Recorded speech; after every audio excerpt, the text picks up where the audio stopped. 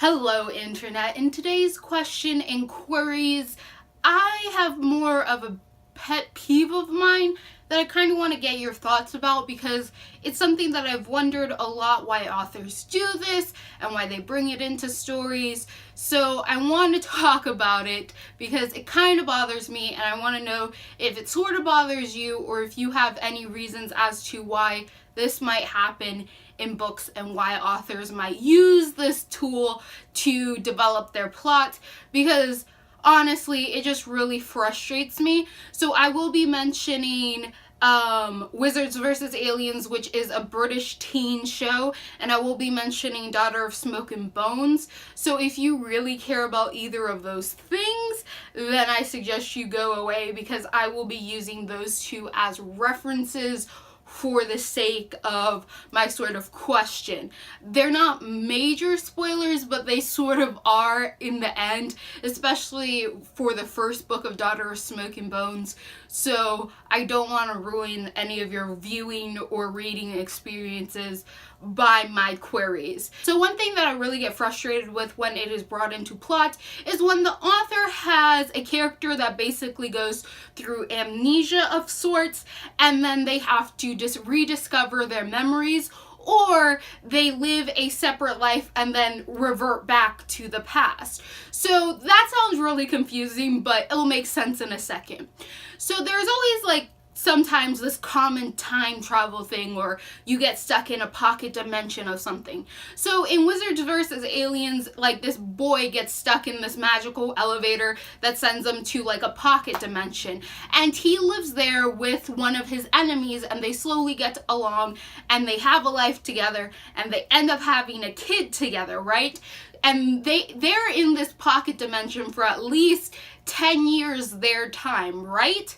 So then they end up getting out and escaping, and they go back to as if they had the moment they left, right? They go back to the exact time they left. Apparently no time has passed, but they have all of these memories together of raising a kid, of being in love, of all of this sort of stuff. Now, while in this show it's a little bit more explained because the kid kind of pushes back and ties up those memories so he can't remember that situation, he does eventually remember it later, and I end up really confused because if you live your life, if you have 10 years of your life where you lived as a full-grown adult, raising a kid, being in love, having a wife, surviving in the wild, you do not go back to acting like a normal freaking teenager dealing with normal teen angst. It's impossible. You've had all of these adult experiences that aren't just going to go away, right? So while I sort of understand it in the context of this book, that's kind of what I'm talking about here. When an author puts a character in a situation where they experience a multitude of things, but somehow those experiences do not affect how they act in the future, especially if they have memories of those experiences. A great example of this is Daughter of Smoke and Bone, Karou. So Karou finds out that she's actually a reincarnation of a past life, and she ends up getting all of those memories back, and the memories of her past life and who she was before Brimstone rebirthed her and took away her old memories to kind of give her a new chance and a new lease in life. So in the second book, I was really hoping to see Karou be this mishmash of Karou and Marigold and them come together, because she's had a lot of experiences as Marigold. She's gone through love and loss. She has gone through war. She has seen people that she loved die. She has experienced a ton of things as Marigold. But in the next book, it seems like Marigold's memories are not locked away, because Karou keeps pulling on them in certain occasions when it is deemed relevant for the plot. But Karou herself, her actions are not affected by this whole other life that she has had, where she grew up. She has two lives in which she grew from baby to adulthood, experiencing all these troubling things, and Marigold's feelings and experiences don't really affect her in any shape or form. She just somehow accesses those memories at certain points in time if she so chooses. And this is something that really bothers me when they do it in stories. How can you have a character that has experienced a whole nother life?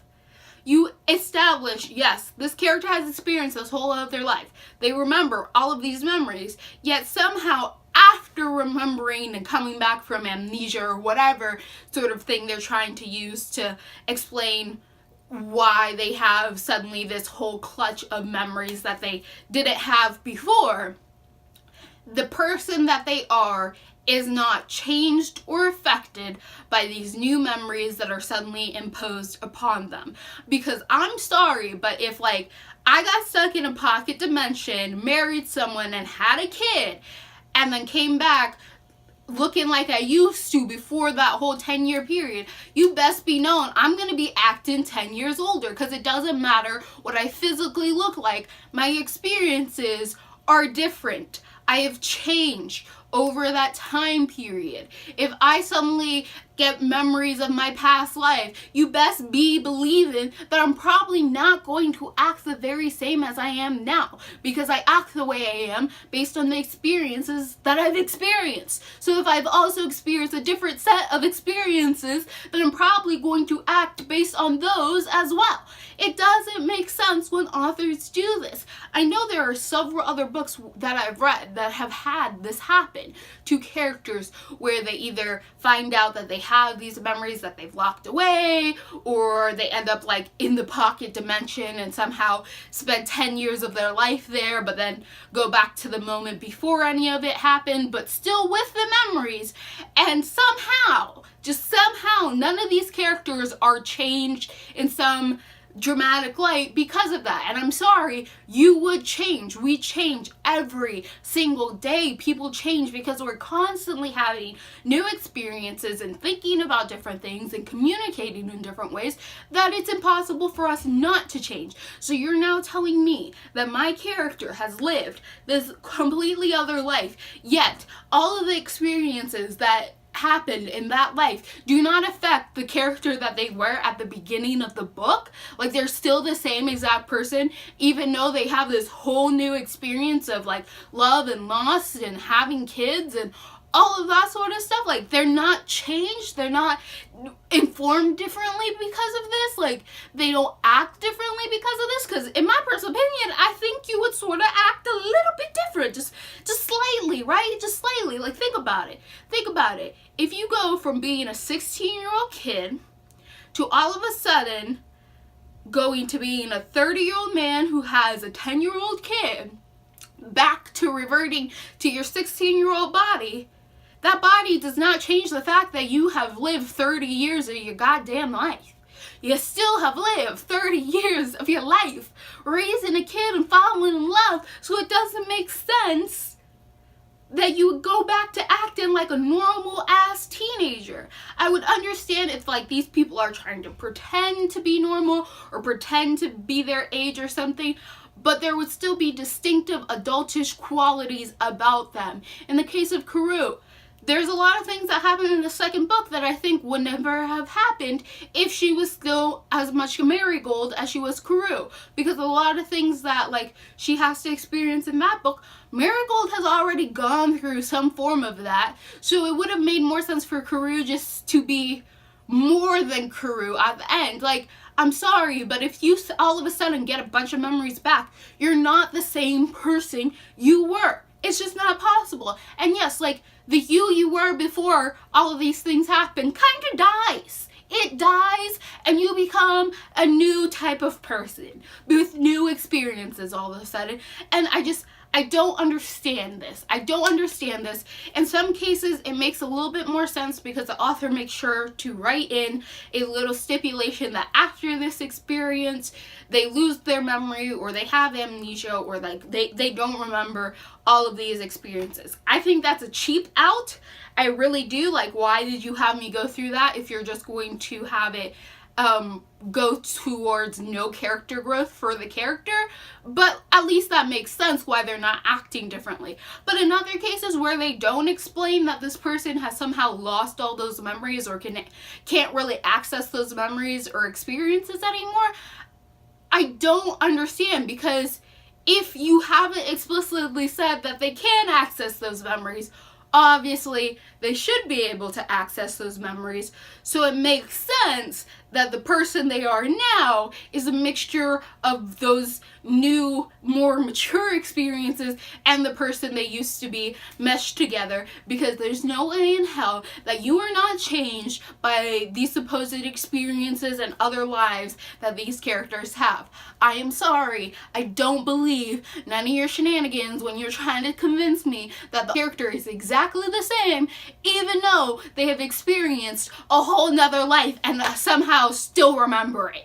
It doesn't make sense. They shouldn't act like the person they were at the beginning of the book if you tell them they also have a second life that all of a sudden they remember. I don't get it.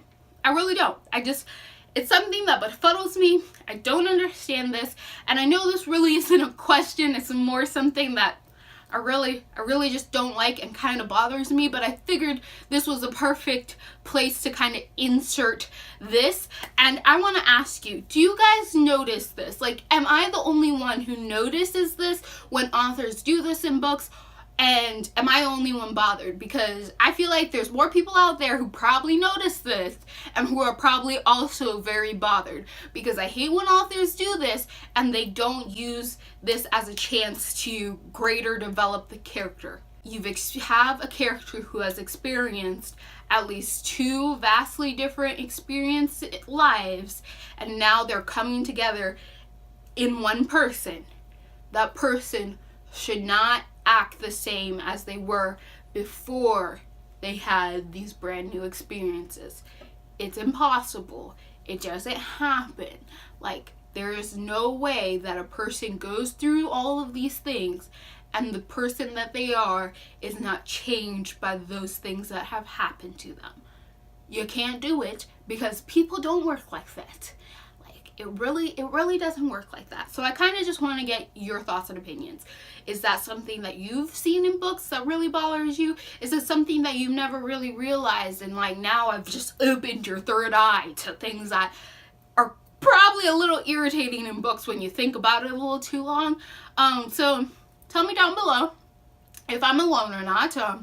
That's okay. I'll just be frustrated by myself if no one else has ever realized or have been bothered by this before. If you like what you're seeing here and you want to continue to see more, click all those bunnies down below, and goodbye, internet.